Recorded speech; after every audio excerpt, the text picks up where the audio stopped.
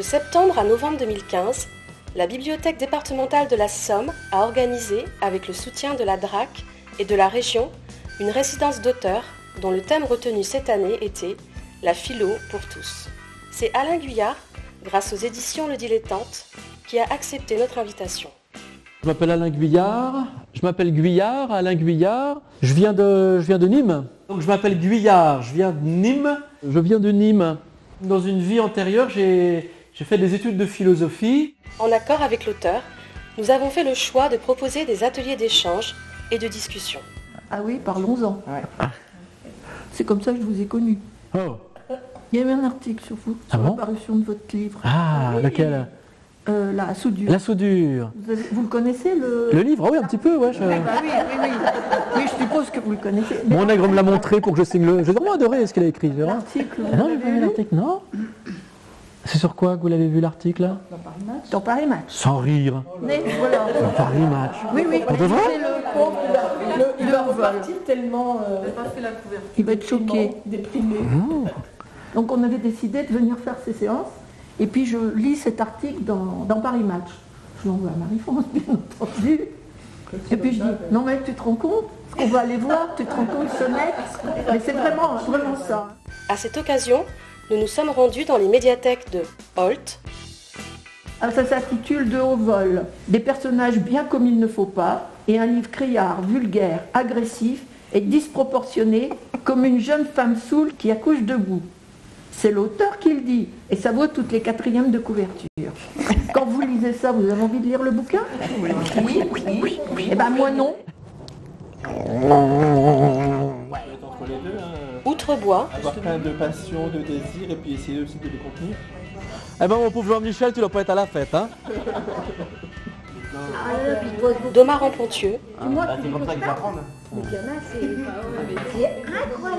Villers-Bocage. Un tiers, une institution, qui va permettre de prendre soin de soi ou de prendre soin des autres. Boken. Et un dernier échange a eu lieu à la Bibliothèque départementale de la Somme avec des élèves de licence professionnelle métier des bibliothèques dans le cadre de leur formation à l'université Picardie-Jules Verne. L'objectif de la résidence était de créer dans les médiathèques des espaces de discussion et de débat autour de thèmes philosophiques choisis par les participants, parmi les thèmes abordés par Alain Guyard. Il ne faut pas s'imaginer, enfin on sait tous ici, mais il faut le rappeler toujours, il ne faut pas s'imaginer que la culture est de qualité quand elle est chiante. Il ne faut pas s'imaginer que la culture est dégradée sitôt qu'elle est plaisante. Donc toute l'alchimie, elle va consister à faire de la métaphysique en prenant des allures de Coluche. Au cours de ces rencontres, différentes questions ont été abordées. On fait un petit peu circuler la parole parce que sinon on a l'impression qu'il y a quelqu'un qui a une autorité là. C'est quoi la philo? La philosophie, ça sert à quoi dans la vie? Oh merde. Oh la vache. Pourquoi donc ainsi prendre le risque de philosophie?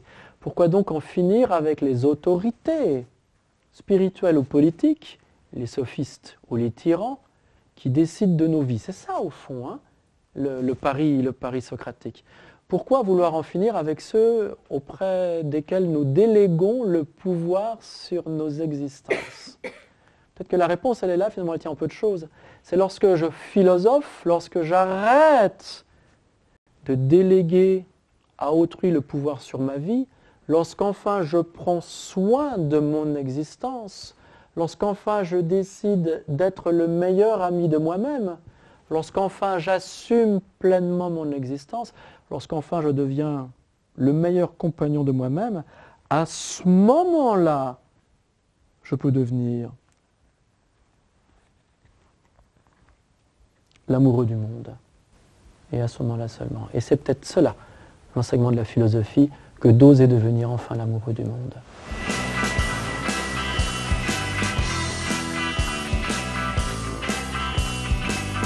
Il y avait un philosophe, on dit qu'il est pré-socratique, c'est-à-dire il est avant Socrate, et on dit que Socrate il est le fondateur de la philosophie. C'est un bonhomme qui s'appelait Héraclite. Et Héraclite, il disait la chose suivante, il disait « Il ne faut pas être les enfants de nos parents ». Moi, je serais tenté de dire que la philosophie, c'est l'insolence. Et c'est pas moi qui dis ça, c'est Jean Kelevitch. Je serais très mal à l'aise pour donner une conclusion parce que j'ai exactement dit tout et son contraire. De toute façon, très souvent, les mecs qui enseignent des choses, C'est des gens qui ne savent pas les faire. Donc le philosophe, c'est pas un philosophe. Non. Et l'homme dans tout ça? Où on est là? Elle est en bas de la rue haute. Mais si, quand on est arrivé, c'était marqué rue haute. Voilà, rue du Haut. Rue du Haut. Et là, on est en bas de la rue du Haut. Parce que ça pourrait être un beau sujet philosophique quand même. Hein. Le sujet d'aujourd'hui, je le vois là. Hein. Donc il va falloir me l'expliquer. Hein, parce que suis-je ce que mon passé a fait de moi? Vous avez 2 heures. Est-ce qu'on peut devenir autre? Est-ce qu'on peut devenir nous-mêmes au-delà de tout ce qui nous a fait, qui en a fait de nous ce qu'on est maintenant? Est-ce qu'on peut aller voir plus profond de nous s'il y a quelque chose d'autre? Je est un autre. Vous vous en souvenez de ça? Oui. Rimbaud. Je est un autre. Au fond, il est en train de dire quoi, Rimbaud, quand il fait cette expérience, hein, ce poète moderne? Il est en train de nous dire la chose suivante, il dit « Arrêtez de croire qu'il y a une continuité du sujet.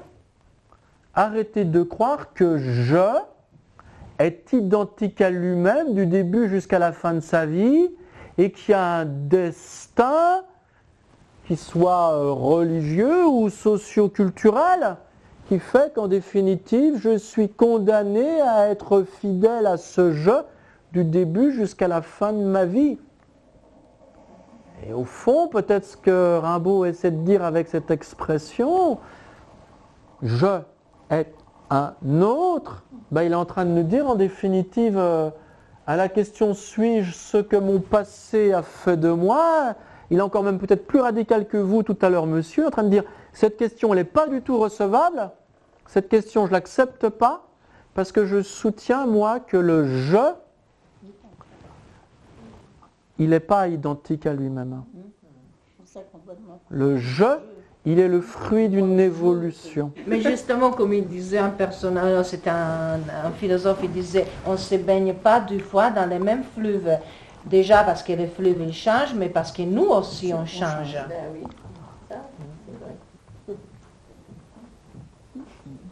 C'était Héraclite. En changeant un petit peu de sujet, je vous pose une question. Est-ce que le respect de la vie, c'est d'aller au monument aux morts? Alors il a un très joli mot, Lipovetsky, pour parler de ça. Il dit ça c'est pas de l'éthique, ça c'est de l'étiquette. C'est pas mal, hein? C'est pas mal, hein? Et c'est vieux, hein? Il dit ça dès 92. Donc l'étiquette, c'est la politesse. Eh bien c'est vachement intéressant ça. Et la politesse, moi je pense, d'après ce qu'on a entendu là, que la politesse empêche le respect. Eh bien, moi je joue avec Lévinas et je dis à la fois ça le permet et ça l'empêche. Et la société? Le pouvoir? Au XVIIe siècle, dans toute l'Europe, vous avez des pouvoirs absolutistes. Le pouvoir absolutiste, c'est un pouvoir absolu. C'est-à-dire, il confisque toute la puissance. Et Spinoza, quand il cause avec les frères de Witt, il dit aux frères de Witt, putain les mecs, si vous voulez prenez le pouvoir, mais dès que vous avez le pouvoir, soyez généreux avec. Distribuez-le. Et distribuez-le, ça veut dire quoi? Ça veut dire inviter les hommes à débattre des lois que vous passez.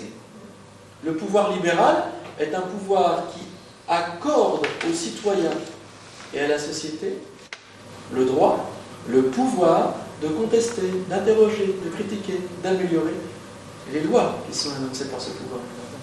Et Spinoza lui dit, le vrai problème politique, c'est là où il est extrêmement moderne et très très très urticant aujourd'hui, le vrai problème politique, c'est pas l'amour de la liberté. Le vrai problème de la politique, c'est comment se fait-il que les hommes sont amoureux de la servitude. Donc Rousseau, il y a un truc qui le fait terriblement flipper. Regardez, je ne vous fais pas un tour de magie, hein, mais c'est quand je décolle mes mains et que je dis qu'il y a un entre-deux. Je n'ai pas une troisième main, mais c'est là. Et l'entre-deux, c'est quoi? C'est de dire, il y a le peuple, il y a l'État, il faut que ce soit comme ça. Hein. Et il y a des salopards qui vous disent, non, non, il y a ses représentants. Et pourquoi là, nous dit Rousseau, il y a quelque chose qui est catastrophique? C'est parce que dès l'instant où il y a représentation du peuple, il n'y a plus présence du peuple sous forme de volonté générale. Je vais le dire encore autrement, si vous voulez, pour que vous saisissiez bien le truc avec Rousseau. Ne votez jamais pour quelqu'un qui a des idées. il risquerait de les faire passer. Votez pour un néant politique. Votez pour un néant politique, car vous êtes garanti qu'ainsi, une fois au pouvoir, il n'agira pas au nom de ses idées. Et peut-être agira-t-il au nom des vôtres. Pensez le politique comme étant la force que nous lui donnons, la Boétie. Mais aussi pensez le politique, Machiavel, pensez le politique par rapport aussi au jeu de l'image. Et en fait, Machiavel, il écrit son petit bouquin qu'il intitule Le Prince, parce qu'il le dédie à un prince de l'époque, Florent II de Médicis, et il donne des petits conseils de gouvernement. Et l'un des plus importants conseils qu'il lui donne et qui revient sans cesse, c'est, je résume, hein, sois une pure surface, trahis ta parole, sois menteur, sois mensonger, sois hypocrite, mais en surface, sois le maître des images. Si tu es le maître des images, tu pourras mettre en scène ta compassion, tu pourras mettre en scène ta bonté d'âme, et derrière, tu pourras jouer de compromission, de violence, de tromperie, de mensonge. Mais d'abord, gère les images. Si tu gères les images, tu te maintiens au pouvoir. Bouquin qui fut le livre de chevet de De Gaulle, de Mitterrand, de Mussolini. Ça, Marx, il n'avait pas pigé, ça. Hein, ça, c'est Proudhon qui le pige. Et il dit l'aubaine du capitalisme, c'est d'inventer le salaire individuel. Et en inventant le salaire individuel, il ne paye pas l'intelligence collective. Il ne paye pas la coopération. Un philosophe qui s'appelle Michel Foucault, qui a réfléchi là-dessus, il dit c'est la société disciplinaire. Et la société disciplinaire, c'est quoi? C'est une société où les gens ils vont être comme à la caserne. C'est-à-dire on va les mettre à l'usine du matin jusqu'au soir, mais quand ils vont sortir de l'usine, on va les mettre dans les petits cabanons. Et quand ils vont acheter, ils vont aller acheter à l'épicerie qui est toujours possédée par le patron. Et quand ils vont naître à l'hôpital maternité du patron. Donc tu vois qu'il y a un quadrillage de l'existence, de la naissance jusqu'à la mort. Et ce qu'il faut savoir, c'est que dans ce moment-là, qu'est-ce qu'elle fait cette bourgeoisie qui est au sommet? Elle paye les écoles. Mais elle ne paye pas les écoles pour que les gamins ils aient de l'esprit critique et puis des valeurs. Elle paye des écoles pour que les mômes ils soient compétents quand plus tard ils retourneront à l'usine. Pour reproduire et formater le môme pour qu'il refasse ce que le père et le grand-père a fait. Lecteur habituel des bibliothèques, nouveau venu attiré par le thème, personne de l'association du Cardan, étudiant. Au final, c'est une centaine de personnes qui a activement pris part à ces ateliers et que nous remercions chaleureusement. Je tiens à dire que je suis très, très heureux, franchement, très heureux d'être venu ici parmi vous à l'invitation de tous les partenaires parce que vous l'avez compris, pour moi le travail en médiathèque il est essentiel parce que c'est là où se vit vraiment l'expérience, pas du vivre ensemble, ça n'a aucun sens. Hein. Les mouches vivent ensemble autour d'une bouse de vache. Hein.